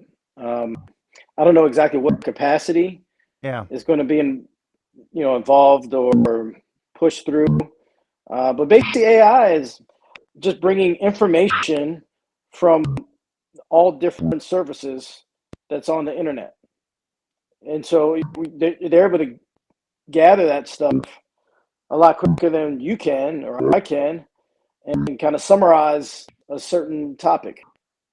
Interesting. So, I know, I guess I use some of it in show prep and all, the AI. That Chat GPT is unbelievable for me. Right.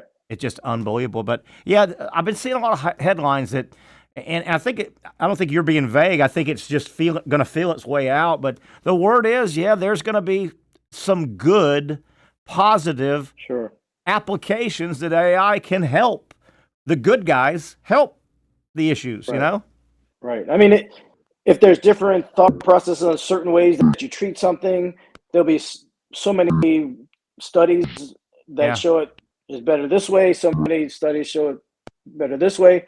So the AI is better able to interpret all that instead of us going out and reading 100 articles and just trying to figure it out. Totally different subject. I wanted to throw this your way as well, visiting with Dr. Aaron Bates as we do on Wednesdays, our sports medicine segment presented by Southeast Orthopedic Specialist. With regard to athletes, athletics is so competitive. You want an edge. You have to train to keep up with the Joneses. You have to put in your cardio. You have to put in your weight training because everybody else is at the highest level.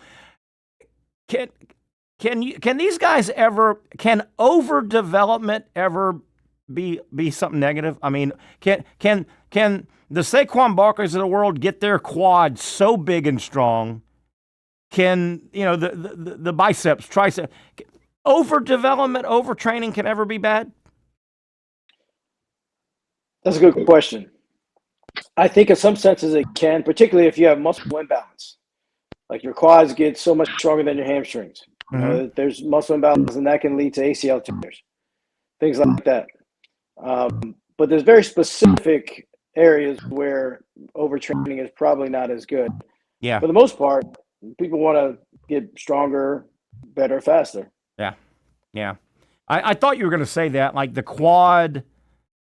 I would imagine the quad. Correct me if I'm wrong, as you often do. I'm often wrong. The quad, in some degree, works in concert with the calf. If the quad is much more stronger and developed than the calf, could that imbalance cause problems, or vice versa? Possibly. I'm not quite sure as far as quad calf imbalance, but it's been studied about quad hamstring imbalance. Okay, they're more related. Okay, I just picked the wrong. I just picked the wrong. Doc, we won't visit again. The championship games will be come and gone. Give us your thoughts. Washington, clear underdog. Philadelphia playing real good at home. KC going for a three-peat. Buffalo really seems like they have earmarked this year. This is the year we can get them. They've beat them in the regular season. It really appears that Buffalo. Start with Washington and Philadelphia. What do you think, Doc? You know football as well as anybody. You've played at a high level. Washington, Philly, at Philly. I think Washington is a hotter team right now. Agreed. We just don't know what a rookie quarterback in that situation is going to do. Now, he has certainly been playing well all year and is getting better all year. And so I'm certainly rooting for him. I'm a Jalen Hurts fan as well. Sure. I remember when he played for my buddy Mike Loxley at Alabama. Yep. And so I think Philadelphia probably has a better defense, which defense wins championships. But and so I think Philadelphia will pull it out. But I'm just certainly looking for a good game. And if J.D. Daniels gets one, wow, that would be great. It would be. I want to hold you there. I follow a lot of your thought process. Washington is a fun, fresh story. A lot to like about them. The clear underdog. Flip side, I don't necessarily like the Philadelphia Eagles organization. I don't. Right. It's a personal preference. But Jalen Hurts is easy to root for. He's always seemed to me a class act. He's humble, even keel. But I'm with you. I think maybe the home field pushes them over. I'm pulling for Washington, but I think Philly. Switch to the AFC. And by the way, NFC goes first. NFC 3 o'clock, AFC 6:30. So the marquee game of the two, obviously, would be the two-time defending champions, the Chiefs at home. Buffalo, man, oh man, oh man. I know it's a tall order, Doc, for Buffalo to get over this mountaintop, but you got to start asking Buffalo, if not now, when? Because, these windows go quick. Buffalo's been in their window. And damn, love them or hate them, it seems like when the play of record or the drive of record in a game pops up, Kansas City seems to make that play or that drive. What do you think of that, the big one in the AFC? Well, I'm like a lot of the other folks in the country that can't stand the Chiefs, who lives outside of KC, because all the calls they get and all that. Listen, they are a great organization. Mahomes, he's awesome. He's shown it year in and year out. But I certainly want to see them lose. I'm kind of torn because I think Baltimore should have been there. And yeah, I was pulling Lamar for them. Jackson and Josh Allen they're playing their butts off. They really are. And Baltimore just had too many turnovers. Yeah. But Buffalo's shown that they can beat KC and KC. Yeah. And so I'm certainly rooting for them. Yeah, I'm pulling for Buffalo in this one. I don't hate KC. I'm just pulling for Buffalo, and I'm with you. I think they may pull the upset. Doc, as we let you go, along the lines of Mahomes and what you said about him, and what a lot of the non-KC NFL people feel about him, fans. This popped up on the the headlines of ESPN. They hit different stories. So the headline that just popped up about 30 minutes ago on ESPN's page, Mahomes. It says, okay, this is Mahomes. Refs not giving favorable calls to Chiefs. So you need to chase that with, in related news, Patrick Mahomes' nose grows like Pinocchio. I mean, right. How many people are seeing that headline? Mahomes, refs not favorable to calls favoring the Chiefs. How many people are going, are you kidding me, Patrick? Right. Yeah. I mean, I guess he's got to play the game, Yeah. Yeah. And you know what? That one on the sideline where he clearly took a dive, why would you not do that if you're Patrick Mahomes? Well, yeah, I mean, it's within the rules of the game, and he's just exercising that. You're going to give the quarterback that much advantage. Yeah. Well, then why would he not do that? And see, you said something really good right there. Within the rules of the game, I think flopping is not a rule necessarily in the NFL like it is in, the NBA. You can get called, but if you remember, it was Kenny Pickett, who's in the NFL now. He played his college football at Pittsburgh, and you remember in the bowl game, he did the fake slide. Yeah. And then they ruled that after the season, they had to say, wait a minute, you can't deke like that. But Mahomes didn't do a fake anything. He just dove out of bounds. Right. So, I was saying to somebody the other day, they need to make a flopping, penalty. In the NFL? This is ridiculous. Yeah. Quarterback can get away with whatever. Yeah, I do. And spoken like a linebacker, but I do feel for the defenders. I mean, it is a real sticky wicket. Full speed. Hey, how about your situation? Doc, you knew it was 3rd and 1 when you broke that huddle defensively. Right. And you knew, and there's the ball carrier, and it happens to be the quarterback. You're going as fast as you can. Man, late slides, fake slides, tough. It's tough. It's tough to ref and officiate that. It really is. By the rules that they're supposed to officiate, understanding that, but this is ridiculous. And then and just like the roughing the passer that was called on Mahomes. I mean, it looked like he hit him in the head. He didn't hit him in the head. No, did not. And they can't overturn that. You should be able to review that. And a real sticky wicket with the targeting and using the helmet as a weapon. A real sticky wicket is the ball carrier many times is the head lower. Right. Right? The ball carrier. So they're changing their level Yeah, but you never hear dead ball leading with the crown of the helmet, the running back. But they do that. They lead with their head a lot. Right. But that's not a penalty. Have you ever seen that called? I don't think I've ever seen that called on a ball carrier. I saw it once actually in a high school game. Really? It was a playoff game. Mm-hmm. Really? I've never seen that. I also have never. Here's the one I shouldn't say before I die, but here's the one I want to see before I quit watching football. And I've seen it happen a million times.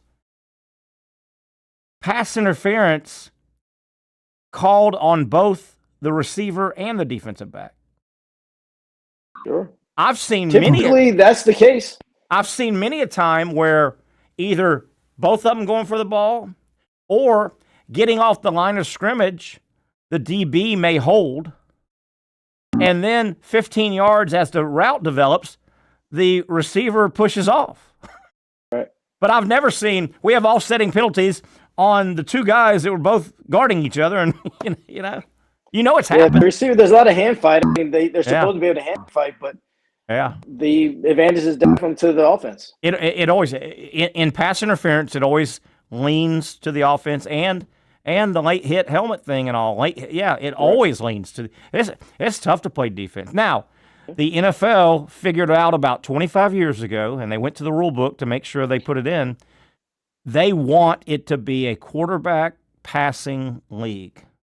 They think the fan likes the ball in the air and going downfield. I grew up where football was centered around a running back. The running game, the ground game, play good defense. I didn't mind that, but 3 yards in a cloud of dust. But the NFL, and it wasn't that bad. I mean, the OJs and the Walter Paytons, they were flashy and all.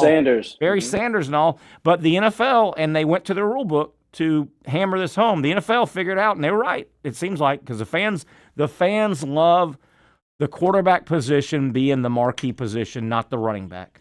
But look now, over the last probably 5-6 years, how many running quarterbacks we have in the league now that we didn't have 20 years ago. Absolutely. Yeah, definitely. Interesting. Good stuff, Doc. I enjoy talking ball with you as well. We'll do it again next week. Enjoy the games, and we'll get back together next Wednesday. How's that? Yeah, sounds good. That's our buddy, Dr. Aaron Bates. You know him by now. He's been with us a long time here on the program and adds a great element to our show. Dr. Aaron Bates from Southeast Orthopedic Specialist. Let's take a break, come back. We'll get to I think Brent Beard's going to check in with us. A lot of college football and basketball to get to with Brent. I don't know, have we visited since the national championship game? I'm not sure.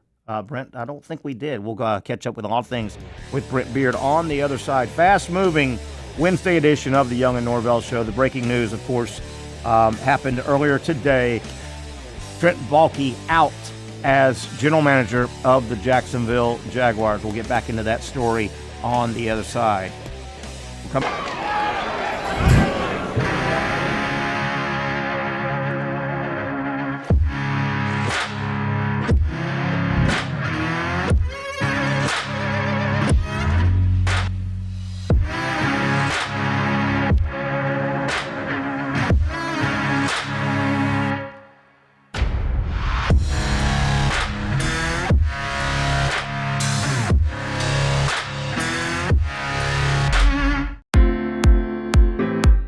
At Southeast Orthopedic Specialists, we know pain and injuries can stop you from doing what you love. This is why our board-certified orthopedic specialists offer the latest in both non-surgical and surgical treatment options and create a treatment plan tailored to your unique lifestyle and goals. So, whether it is a sports injury or that nagging pain that's keeping you from doing what you love, our team has the right treatment for you. For more information or to schedule an appointment online, visit our website. Finally, a family atmosphere, kid-friendly restaurant with a real sports bar feel. Bricks Jack's Beach features all of that and a large, climate-controlled covered patio with misting fans and heaters for all seasons. Mix in an extremely diverse menu that features the most quality and affordable steak at the beach, and there's no reason not to enjoy your next lunch, dinner, happy hour, or big sporting event at Bricks Jack's Beach, 300 2nd Street North in Jacksonville Beach. See you at Bricks Jack's Beach. You really got to hand it to him. Hold on. The previous play is under further review.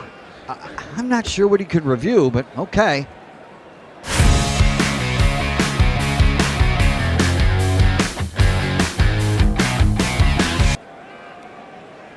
Sure has been a while. Dynamic Hurricane Grill and Wings for the football season. Well, there he is. Oh, what is that? The Action Sports Jax 24/7 network is streaming. I'm Stuart Weber, and I'm here to teach you a nice three-step process on how you can watch all your favorite programming from the Brent and Austin Show every weekday 10 a.m. to 1 p.m. or the Cup Date with me. It's fantastic. We talk NASCAR. It's a great time. Wednesdays at 1 o'clock. All right, first step, easy. Download the Action News Jax app. You probably already have it downloaded on your phone, so you might already have that one taken care of. Step 2, see that stack of pancakes up there? You click that stack of pancakes, and it's going to bring down step number 3, which is a full screen of all the different streams that you can click on, including the Action Sports Jax 24/7 stream. You click that, the video's rocking and rolling on your mobile device. You're watching all the shows you want to, and you're having a good time. You can also do it on your smart TV with the Action News Jax Now app. I do it on my Samsung TV at home. It's a great way to watch it on a nice, large screen for all the content. That's the Action Sports Jax 24/7 network. Hope you can find it. You trust CGC to make your water great, and now you can trust CGC with your plumbing needs as well. Fast, convenient scheduling, licensed and insured. A quick call away at 904-552-1242. You never know when you're going to have an issue with a shower, toilet, or maybe it's a sink that sometimes is easy to fix. All right, let's be honest. I'm not fixing anything. I'm totally staging this because when I have a plumbing problem, I call CGC Water Treatment and Plumbing. Trained professionals, transparent pricing, customer satisfaction. Small problem or even a bigger issue. Maybe you need a new tankless water heater or something a bit more intricate. The experts with 25 years of experience at CGC Water Treatment and Plumbing can do it all. Call 904-552-1242 or visit cgcwater.com. That's 904-552-1242 or cgcwater.com. CGC Water Treatment and Plumbing, an authorized independent Connecticut dealer. Florida license number CFC 1432579.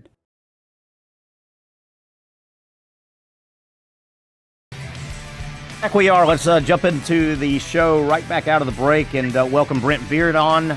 Brent joining us here as we are steaming into the last half hour. Big news around Jacksonville area. Trent Baalke has been fired. Brent, I want to get your thoughts on that first. It really was around the elbow to get to the nose. Shad Khan probably, even if this works out and he hires the right GM and he hires the right head coach, this wasn't the smoothest way. He would be stumbling into this. This wasn't the way you wanted to handle this at all. Your thoughts on when you heard the news, your thoughts? Yeah, well, I was surprised because I thought he might be here for quite some time. I mean, there's no doubt Baalke is the problem.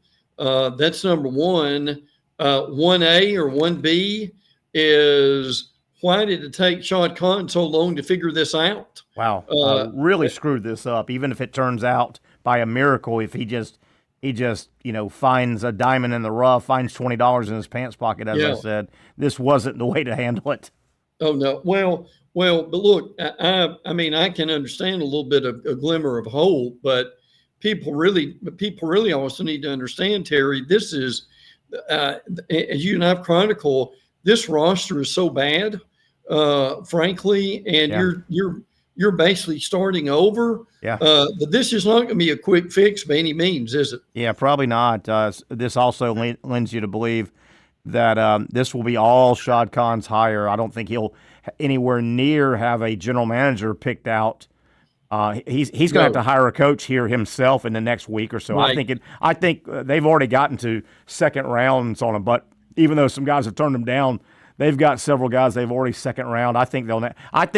I don't have any inside scoop here. I think they'll name a coach by midnight Friday, and then he'll worry about hell. He may use the coach that he hires to help him go find the general manager that the coach wants to work with. Well, and Terry, how embarrassing is it? And help me on this.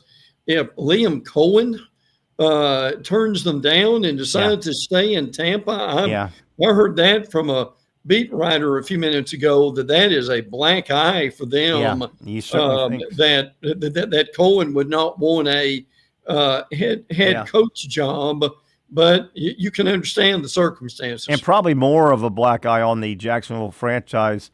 It really appears he could have taken the job, but I would think that Tampa, they did give him a big raise. It's been reported he got a big raise. I would think Tampa told him, "You're our next coach." The NFL, it's rare that Bill Belichick's come around every blue moon that stay at one place for 18 years or whatever. I think they've told him. But, boy, these coaches want to be head coaches, and he could have had that job. He probably looks at it like you said and says, man, this is a big rebuild. Tampa's, say what you want, they've won their division a couple, 2-3 years in a row. Yeah. So anyway, let's move from that. We've had that as the big topic all day today, and it'll be dominate our sports shows here on Action Sports Jacks, of course. Brent did a great job. Brent Martineau earlier jumping on and kind of chronicling when the news broke here on our streaming network here. Brent, you and I haven't visited since Ohio State in what I thought was a pretty dominating performance. 11-point win. I thought it was a bigger win than that. Are you confident, like I think most of us, the 2024 college football season ended, and Ohio State was the best team. They had the best roster. They had the most accumulation of talent. They figured it out. They woke up, whatever you want to say. I have no doubt that they were clearly the best team in the country. Yeah, they were. Absolutely. I mean, a lot of teams can learn from this, that you can have a horrific loss like they did and still be able to be in the playoffs and move forward. But, I mean, Jim Knowles, our D coordinator, deserves a lot of credit. I mean, and if people didn't, the amazing thing is about this, Notre Dame actually averaged more points per game than Ohio State did. Sure they did. A lot of people would not realize it was like 39-37. And I know that's splitting hairs, but they finally used their weapons. Travion Henderson. I'll tell you one thing, good and well, Lane Kiffin misses Junkins, who had 100 yards. Good back. In the championship game.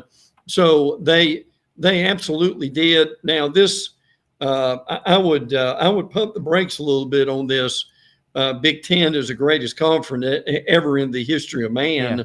Look, I know they've won 2 in a row, and I'm not interested in starting an argument about this, as many have done, but it's going to take quite a while. And frankly, the Big Ten have not. Before then, Big Ten hadn't done this 2 years in a row since the 40s. Yeah, since the 40s. Wow, how about that?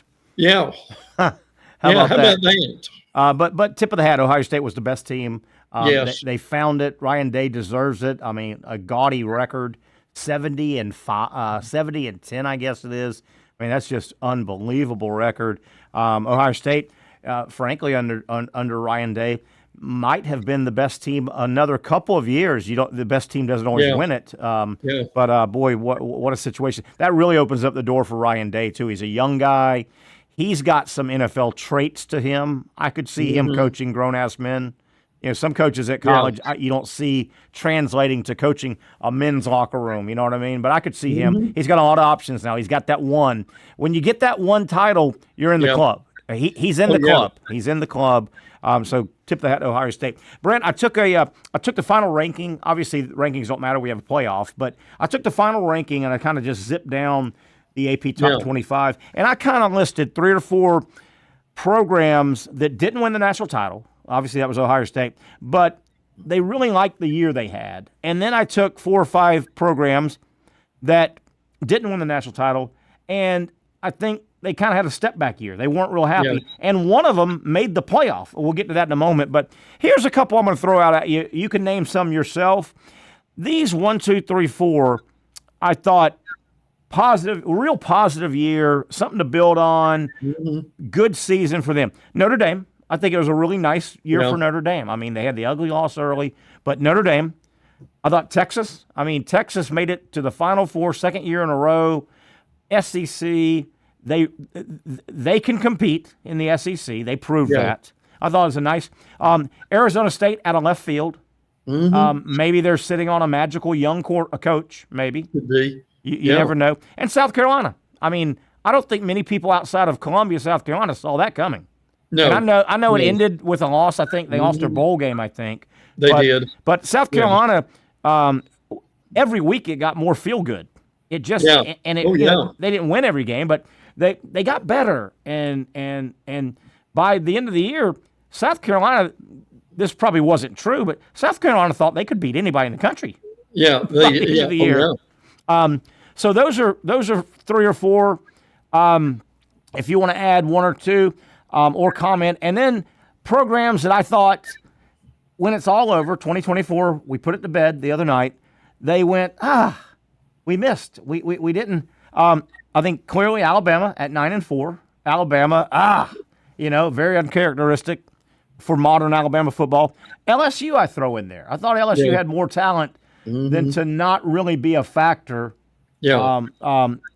Tennessee, I think I put a lot of that on Nico's shoulders. I thought Tennessee was going to go as far as Nico, and I think he held them back. He did not develop the way I thought, and I know they finished probably 10th. And Clemson, I know Clemson made the tournament. They won they backed into the ACC. They backed into the tournament. I think Clemson was expecting. I don't think they were expecting 9-4. I thought they were expecting double digits. So, your thoughts on some of those? Your own kind of pros and cons as the rankings wrapped up. Yeah, I'll be glad to deal with that. I'm just guessing right now. Texas will probably your number one in a lot of these way too early preseason predictions. I could see that coming. Agree with you on Arizona State. Dillingham's done a really good job there. Dillingham, who looks like he's 12 years old. He really does, doesn't he? Yes. Tennessee ran out of players, frankly. Yeah, they did. I mean, Nico was hurt. Dylan Sampson was hurt. Squirrel White was stayed hurt. McCoy was coming back from a major injury.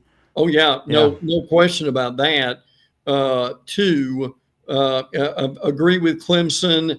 I think they took a step forward, frankly, that they got back into the discussion, which is important. Now, the South Carolina thing, they lost that bowl game. I'm still thinking about Brett Bielema and Shane Beamer almost getting into a fight there at the end.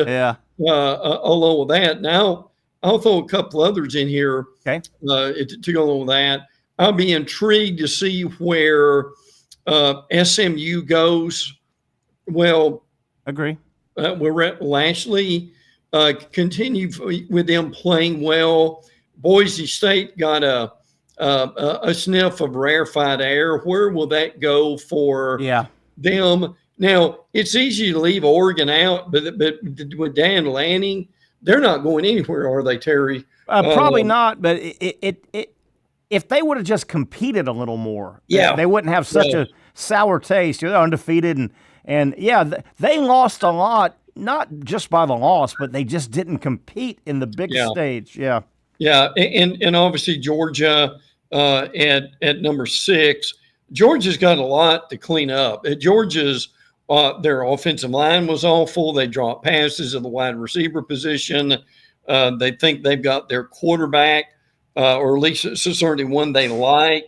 There's a lot more going on at Georgia.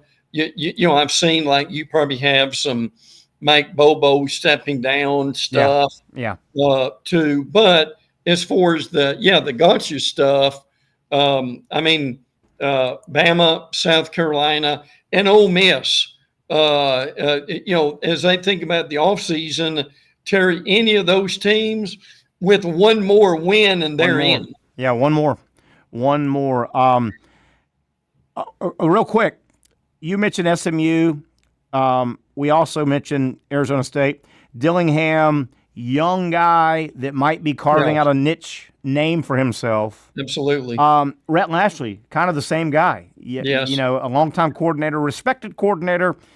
He's done nice things at SMU, both relatively young. Are those two guys, not to disparage Arizona State as a program or SMU as a program, but are those two guys that one more nice year and the big boys of the SEC and or Big Ten may be calling those guys? They might. Now, the only thing with Lashley at SMU is they've got so much blooming money. I know. At SMU, I mean, when you join a conference and don't take any money for Terry, half a dozen years? How about that? Yeah, boy, your bank account and my bank account are that way, aren't they? Yeah, and especially that we both have daughters. We know where that's going, but yeah, that might keep Lashley there a couple of years because Terry, frankly, they could pay him more than he'd get in the NFL. Yeah, probably good. They could put together a package. They certainly could.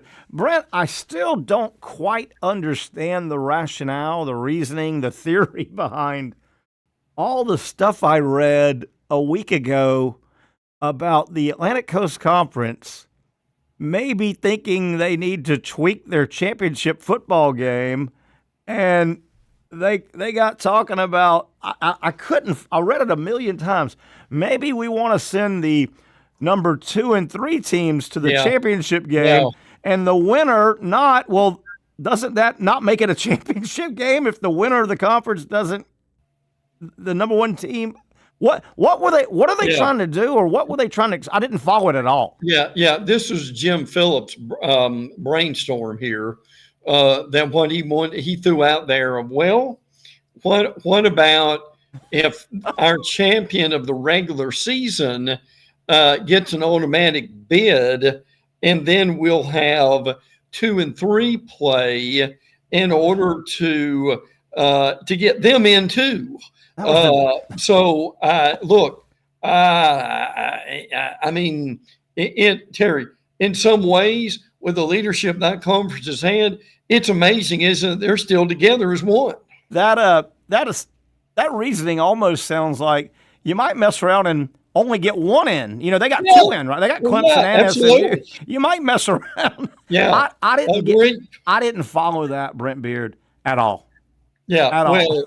Well, no one else did either. I mean, that was one of the silliest things that we have heard. Now, what we've also heard is there's still negotiation going on with Florida State and Clemson. There is some talk about what could Florida State and Clemson have happen to them in order to stay in the conference. I'm still not sure. There have been so many dishes thrown at each other and knives and forks where you can pull that off again. Yeah. Or take the divorce decree and tear it up at this point. But I mean, it's still going on. It's still a bit in limbo. And again, all we know is if FSU's going in 26, they've got to let the conference know by the middle of August. Let's turn to some Gator news or rumors. Considering the late hour, I thought Florida picked up about as good a backup quarterback, an insurance policy as they could. I remember Harrison Bailey. I remember him. He was a 4-star quarterback, signed with of some note. He was pretty highly recruited. Signs with Tennessee, bounced around UNLV by way of Louisville. So he comes to Florida, 1 year of eligibility. Brent, there's a lot to like about this guy. He's 23 years old. He'll be the backup to Lagway, insurance policy. He's 23 years old, 6'5", 223, 4-star out of high school from Marietta. He played in 6 games at Tennessee, had a couple starts. He started and played a full game against Florida. Yeah. Florida won the game. He played against Florida. Florida won the game 31-19. He was 14 of 21 in the game against the Gators back in 2020, threw a touchdown pass. He's had several starts. He actually started Louisville's bowl game this year. Yeah. Louisville's starting quarterback opted out. Louisville played in their bowl game against Washington, a legitimate program. Mm-hmm. He started and was the winning quarterback. He threw for 164 yards against Washington in the bowl game, 3 touchdowns. They won the game 35-34. Brent, this guy has, college-wise, he played in 18 total games at all those stops. 4 starts. A couple of those are SEC starts, Florida and Vanderbilt. Mm-hmm. He was 2-2 in his 4 starts in all those at all those colleges. He's thrown 171 total Division I passes, nearly 200 passes. You can't fake that. I mean, you got to go through it. You know, the crowd screaming, and you know he did that. A bunch of those in Florida field. Threw for 1,100, almost 1,200 yards, 10 touchdowns, 3 interceptions. You can do a lot worse, I think, as your emergency backup, last-minute replacement as a quarterback for Florida. I think that was a pretty good win for the Gators. No doubt. I still kind of don't know why, if you're a quarterback, even if you're not going to start, why you leave Louisville. Louisville. That's some of the better quarterback coaches. He may have got recruited over. He may have just. He could have been. They told him, "Hey, man, you're not going to start. We're going to start this hot shot guy we got." Well, yeah, I agree. And Dallas Wilson's supposed to enroll this week. Mm-hmm. That will help them. Now, I give Zach Goodall credit for this, Terry. Okay. As we share notes together, saying again that it's Lord help us, that it's unlikely that Billy Napier is going to hire an offensive coordinator. That was my next topic to throw at you. There's a lot of rumors popping up that Napier thinks the offense is growing exponentially year after year after year. He thinks the rumors are out there that his stance is what we're doing is right. And I guess once we get a little more talent in here, Brent, if that's the case, I want to go on record. I think that's the wrong move for Billy Napier. I think it is a bad move if he stays status quo with him calling the plays and him managing the game. I think he needs help in both areas. I think he's proven that. He will be going into his 8th year as a dual head coach at Division. Louisiana was Division I. I mean, they weren't they weren't Power 4, but they were Division I. Right. He will be going into his 8th year as head coach, play caller, game manager, and I think he's failed. He needs help. Brent, I think it would be a bad. I will be rooting for him, and I hope I'm eating a massive meal of crow this time next year. But that would concern me if he doesn't make a move. I really wonder how much of this is at some point you're just being stubborn and obstinate. That's a football coach. Yes, and coaches are good about that. I mean, they will dig their heels in. I'm not saying that's a hill he needs to die on. Yeah, by any stretch of the imagination. But at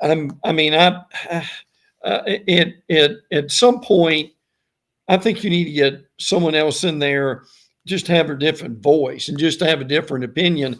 Terry, I still say, and you and I think are pretty in agreement with this. He still needs a special teams coordinator worse than he does. Worse than he needs an offensive coordinator, frankly. Totally agree. And let's be fair. College football teams, the course of a 12, 13, 14, 15, whatever game season, college football teams are going to have a flag thrown on them for 12 men on the field 2 times in a season. Right. That is going to happen. Yeah. And I'm using this as one of the examples. Gator Nation remembers this well.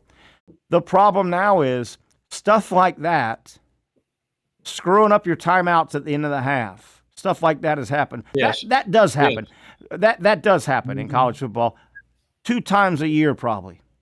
Yeah. The problem is it's happened so much under Napier that inevitably they're going to have 12 on the field. It will get blown up. The first time they have 12 on the field, that is a massive fireworks going off story. Yes. And it should be because he cooked it. He cooked that story. Oh yeah. But see, the problem there is, they've got that high school mat that they use for the players to stand on, and look, at some point, this year you've got the same thing. They are either delayed getting in, they get a penalty. They got 12 men, they get a penalty. Yeah. You've got, and I still say, Terry, that awful snap situation in the Georgia game. Yeah. Where the ball said, listen, the ball almost went to Callahan, frankly, and look, you remember that aspect of the game, Terry. If they had 3 points, then that made a huge difference in how that game played out. It's going to be something if they hold status quo. I hope he wins, and I like Napier, and I'll be rooting for him. And again, I'll be happy to bring the biggest salt and pepper shakers this time next year and say, "Where's my crow? I'm going to eat it." But I don't know. Brent, a few minutes left, about 5 minutes left here with Brent Beard, and we'll get out of here on a Wednesday edition of the Young and Norvell Show. Remember, big news today. You probably heard, but I want to get it out again. Shad Khan press release earlier today after lunch. announcing that he has fired Trent Baalke. So the Jaguars are looking for a head coach and a general manager. Florida is at South Carolina tonight in basketball. South Carolina 0 for 5. I told Zach this. We talked about it in the first hour. South Carolina, historically, since they've been in the conference in basketball, when they're a home underdog, they've been dangerous. They've knocked off some big boys. This a little. They're winless, 0-5 in the conference. A little dicey game tonight, I think, for Florida if they don't get a hold of it early. Yes. Early. Yeah, I agree with that totally. And look, South Carolina has nearly beat a couple of the powers so far. They're like a lot of teams. They're a different team at home. But see, where we are right now in SEC basketball, particularly if you're on the road, and Ole Miss and Alabama has proved it could happen at Alabama too. But the reality is, man, if you're not ready to play, and you get behind some of these teams and you're having to dig out of a hole, it can be a long night. But this, here's how this translates in basketball. When you're not ready to play and you're not motivated and you feel really entitled, you don't play any defense. You miss your first few shots, and then you turn right around. The other team's beating you on the boards, and you can be in a lot of trouble very quickly. And the SEC is clearly divided. There's a line you and I can list, and we'll list them. There are the marquee sexy programs. I don't care what sport, just the name on the jersey, and then there's the other half, right? The marquee, and I play this because South Carolina is a non-marquee, right? They're not the sexy team. But when they get one of the marquee teams in any of the sports at their home venue, it jacks them up. If the jersey says Florida, that's sexy. That's marquee. Alabama, Tennessee, Kentucky. Florida goes in there tonight, that place is stirred up. They want to beat the pretty team from Florida. Last night, the two big teams in action, the high-ranked teams, neither had any trouble. No. Alabama, an easy win. Tennessee, an easy win. They move on. Interesting, sometime the season plays out this way. Everybody, I think, will have 1 week where they do not play a midweek game. Correct. Your non-midweek this week, Auburn and Kentucky do not play midweek. Right. But Auburn will host former number one. Number one Auburn will host former number one Tennessee on Saturday. We've got days to get there, but I'm already looking forward to that ball game. No doubt about it. Me too.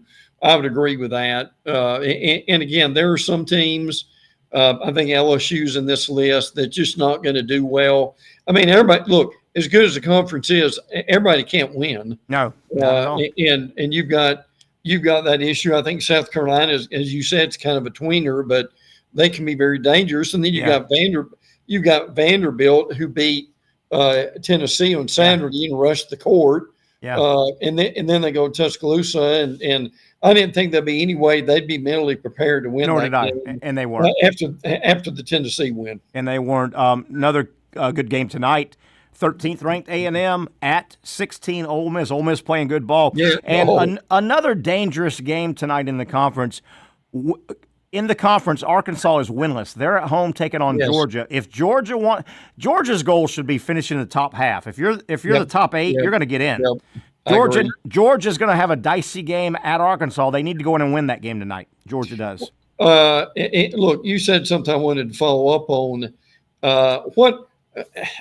It's not that he forgot how to coach, but does someone sit down with Cal at some point? If you're 0-5 and 0-6, and say, look, something's not working. Can you tell us and explain to us why this is not working? Well, I've always, with regard to John Calipari, I like him. He's type A. I think he could get on your nerves a little bit if you're around him too much. I generally like him. I think he's a used car salesman. I don't think he's a great X's and O's guys. And to cover his lack of X's and O's, which is what you're talking about, his career, he's been able to bludgeon the opponent with talent. Well, right now he can't bludgeon the other team with talent. It's not Kentucky. It's not Marcus Camby at UMass. It's not Derrick Rose at Memphis. And he's not going to out-coach anybody, X's and O's. Right. So, well, Brent, Terry, what's happened there is they've gotten into this thing with Arkansas. It's not that they don't have money, but the reality is I don't know if they can match some of these other schools in the SEC and around the nation right now. Brent, got to get out of here. 15 seconds. Thanks, buddy, for coming on late notice. Absolutely. I know you've been busy with all this crazy weather. We'll get together as the week rolls on. That'll do it. Enjoy some good college basketball tonight, and then the big story will continue tomorrow. Jags looking for a head coach and a general manager. Have a great Wednesday, everybody. For those dealing with pain from a sports injury, arthritis, or spine condition, Southeast Orthopedic Specialists offers innovative new non-surgical options. Our regenerative medicine treatments, including platelet-rich plasma and other regenerative treatments, use your body's own restorative cells to aid in treating injuries. These procedures are performed in our offices and typically require minimal downtime. If you want to get back to doing what you love, our regenerative treatment options may be right for you. For more information or to schedule an appointment online, visit our website.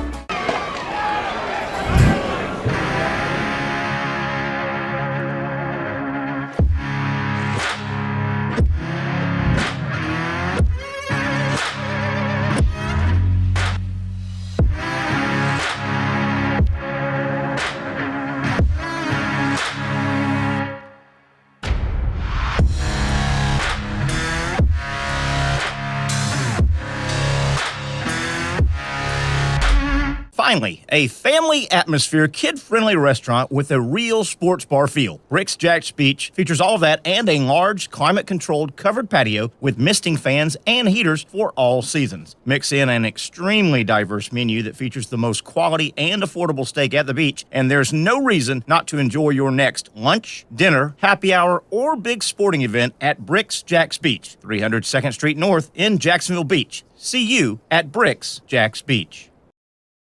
You really got to hand it to him. Hold on. The previous play is under further review. I'm not sure what he could review, but okay.